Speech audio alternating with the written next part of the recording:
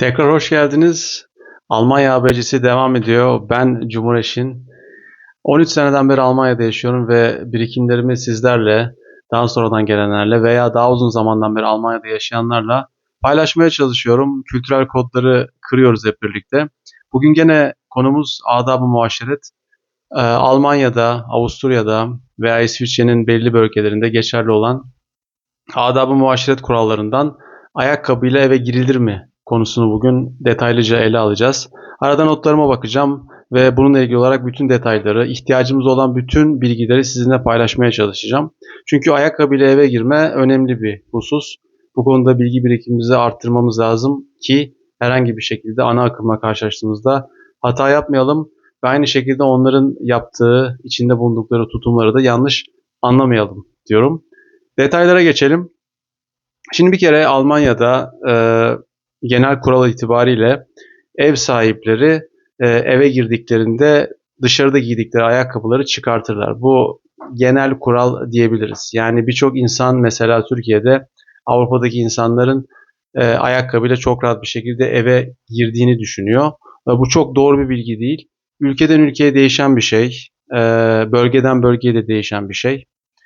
Türkiye'de biliyorsunuz bu konuda hassasiyet büyük. Birçok bölgede eve ayakkabıyla girmek tabu. Siz öyle dizilerin çoğunluğunda gösterildiği gibi olduğuna bakmayın. Türkiye'de halen çok yoğun bir şekilde ayakkabı çıkartılarak tabii ki eve giriliyor. Biliyorsunuz bunu.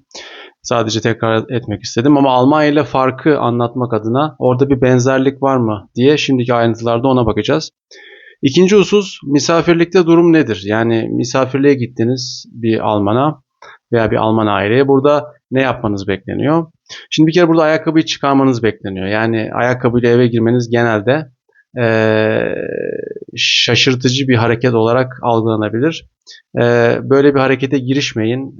Böyle bir ön bilgiyle, böyle bir ön kabulle herhangi bir şekilde ayakkabıyla eve girmemeye çalışın. Bir kere kapının girişinde de hemen kapının girişinde de bir ayakkabı yığını veya bir ayakkabılık varsa o zaten genelde bir göstergedir. Onu sinyal olarak kullanırlar.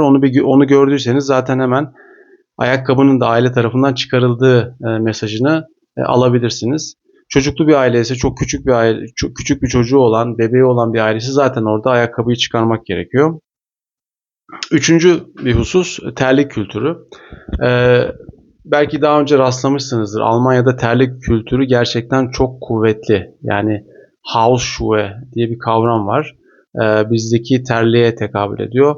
Özellikle Almanya'nın güney bölgelerinde, Avusturya'da ve İsviçre'de çok yaygın bir kullanım bu. Bizim bildiğimiz terlik türlerine baktığınızda Türkiye'de de kullanılan, daha yalıtımlı olanları da olan, daha sıcak mevsimler geldiğinde yalıtımsızlarına geçilen aslında terlik kültürü Almanya'da çok yaygın. Yani insanlar bunu kullanıyorlar.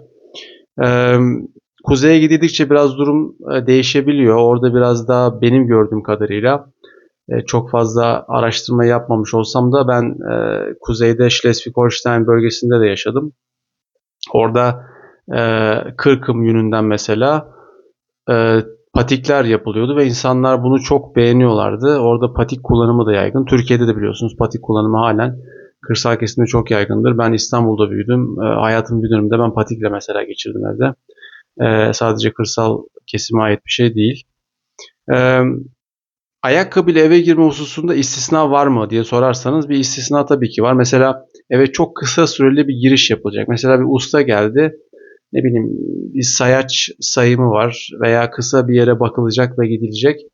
Mevsimine bağlı olarak herhangi bir şekilde dışarıda yağmur çamur yoksa, eve kısa süreli giriliyorsa, ayakkabıda da herhangi bir kir, tırnak içerisinde söylüyorum, yok gibi gözüküyorsa insanlar ayakkabıyla içeri girebilir. Ve ayakkabıyı çıkarmadan işini bitirip hemen çıkabilir. Veya işte kısa bir oturma, kısa bir sohbet, bir şeyi değerlendirme durumu varsa, tabii ev sahibinin burada ne söylediği de önemli. Lütfen ayakkabıyla girin demesi lazım. Kendi kendinize burada karar verip lütfen ayakkabıyla içeri girmeye kalkmayın. Tepki görebilirsiniz. Şimdi burada mevsime bağlılıktan aslında bahsettim. Yani ucundan ona değindim.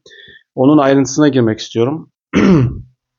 Özellikle karlı, yağmurlu veya çamurlu havalarda. Bir kere ayakkabıyı çıkarmak kesin kural. Yani bunun neredeyse istisnası yoktur. Yani yağmurlu, bu yaz da olsa değişmiyor. Yani yağmurlu, çamurlu, yağışlı günlerde mevsiminden bağımsız olarak bir kere ayakkabıyı çıkarın otomatik olarak.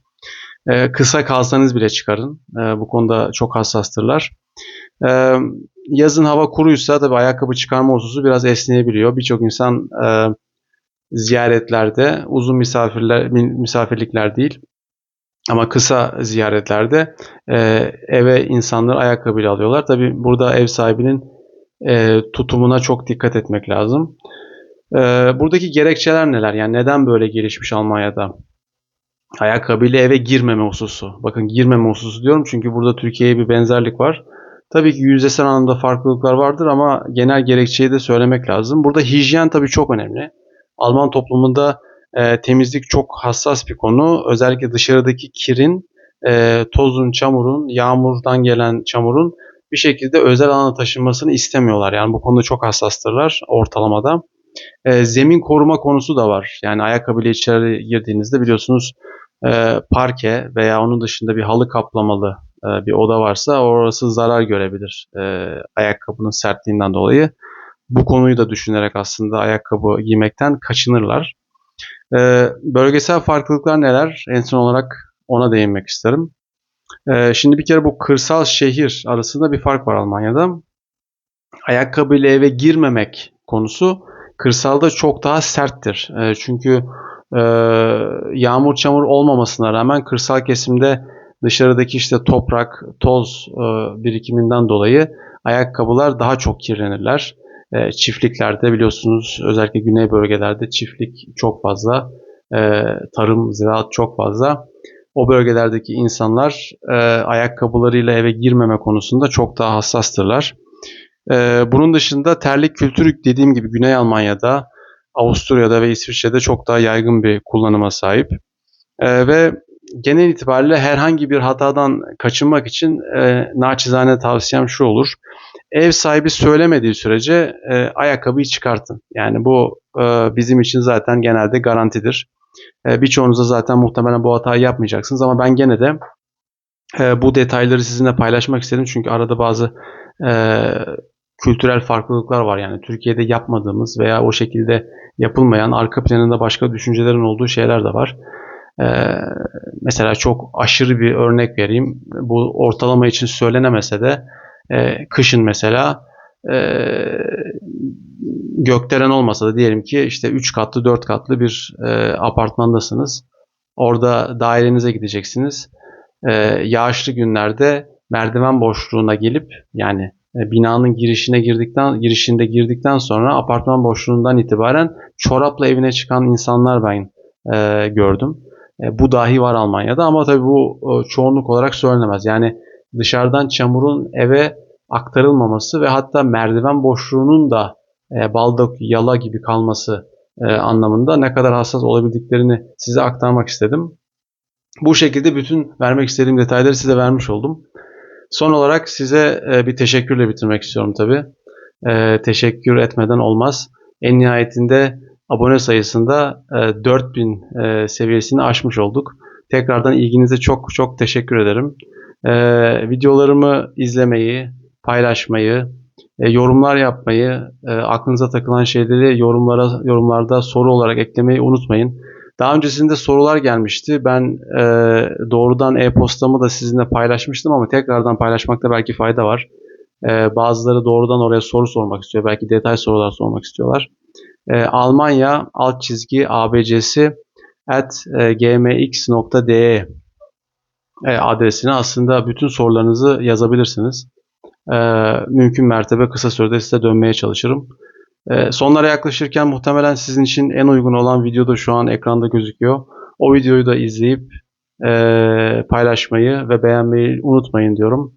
En yakın zamanda tekrar görüşmek üzere. Kendinize çok iyi bakın diyorum.